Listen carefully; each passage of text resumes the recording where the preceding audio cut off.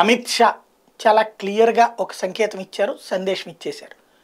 Bharatiya Janata party Telangana నాయకులకి Novotel meeting సందర్భంగా ముందు మీలో మీరు కొట్టుకోవడం మానేయండి. ఈ మధ్యన సోషల్ మీడియా వేదికగా ఈటెల అభిమానులు, కిషన్ రెడ్డి అభిమానులు, బండి సంజయ్ అభిమానుల మధ్యన ఓ సంఘర్షణ వాతావరణం నడుస్తుంది. అది పార్టీకి పెద్ద చేటై కూర్చుంటుంది. దాన్ని సెటరైట్ చేయమని చెప్పేసి చెప్తూ, అందరూ కంట్రోల్లో ఉండమని చెప్తూ, తమ తమ వీరాభిమానులను కంట్రోల్ చేసుకోమని చెప్తూ ఆ వ్యవహారాన్ని పర్యవేక్షించమని కిషన్ రెడ్డికి ఆదేశించారు. అదే సందర్భంలో సింగిల్గానే వెళ్ళబోతున్నాం, స్పష్టంగా ఉండండి, గెలిచి తీరాలి అన్నది తేల్చి చెప్పారు.